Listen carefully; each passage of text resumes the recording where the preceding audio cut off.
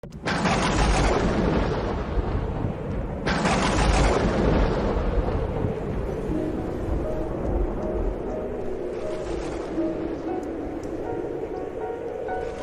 Seigneur soit avec vous. Et avec votre esprit. Évangile de Jésus-Christ selon saint Matthieu.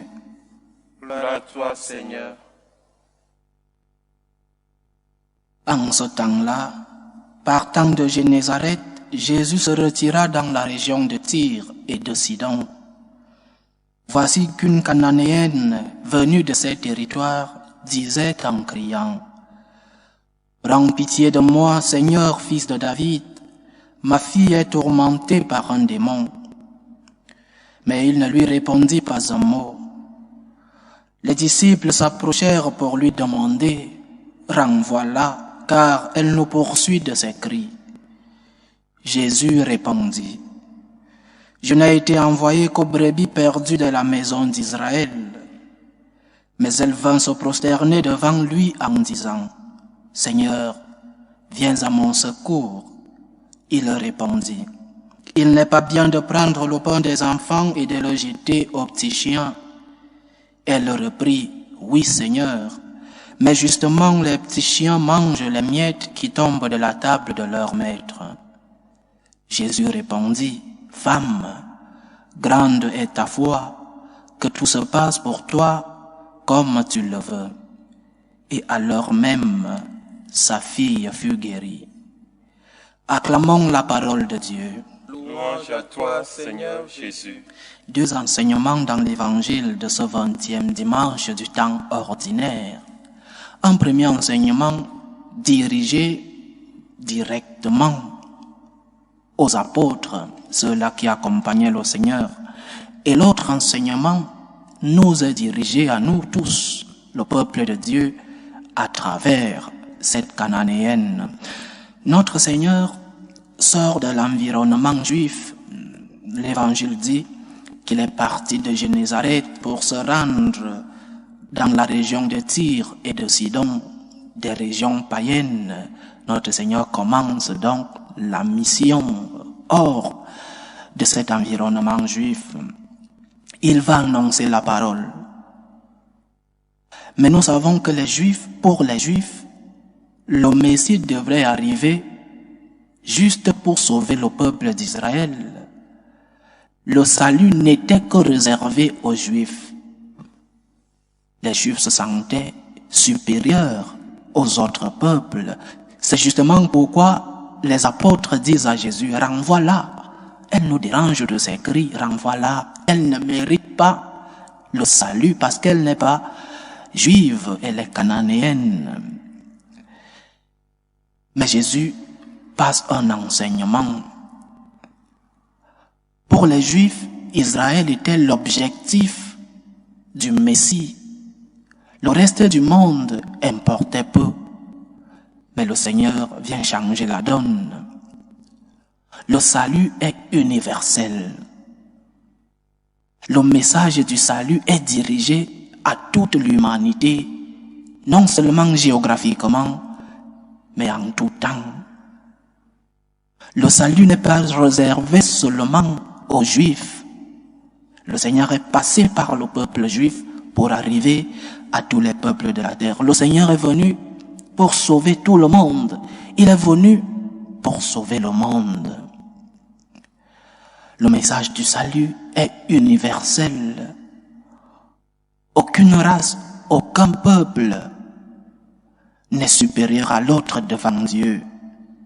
Devant Dieu, nous sommes tous égaux et nous méritons tous de recevoir le salut de notre Seigneur Jésus-Christ. Il est venu pour tout le monde. Mais un enseignement qui a quelque chose dans le fond. Oui, le salut est universel, mais seulement pour ceux qui veulent recevoir ce salut. Oui, notre Seigneur est venu pour tous. Mais il y a ceux qui ont rejeté le Seigneur, qui ont choisi librement de rejeter le Seigneur. Oui, Jésus est venu pour sauver tout le monde. C'était ça l'objectif du Seigneur. Mais beaucoup d'entre nous choisissons de ne pas accepter le salut du Christ. Et il ne faut pas aller dans des grandes écoles pour le connaître, dans nos familles par exemple. Beaucoup s'écartent de la route du Christ. Beaucoup n'acceptent même pas l'existence de Dieu. Ça, c'est la loi naturelle.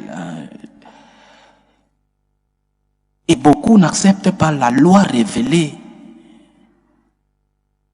Alors, ils ont choisi librement de rejeter le Christ. Ils ont choisi librement de rejeter le message du salut. Et ceux-là seront aussi sauvés.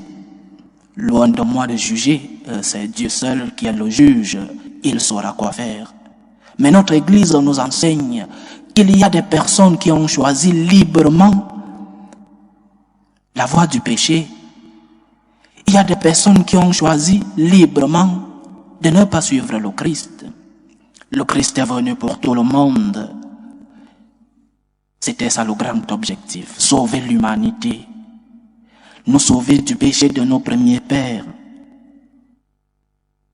Mais le constat est clair. Beaucoup n'ont pas accepté de recevoir ce message. Beaucoup n'acceptent pas jusqu'à nos jours suivre le message du Christ. Premier enseignement donc, le salut est universel. Le message du Christ est universel. Il est catholique. C'est la signification même du mot universel. Il est catholique. Mais nous savons tous, nous constatons tous que ce salut est rejeté par beaucoup d'hommes.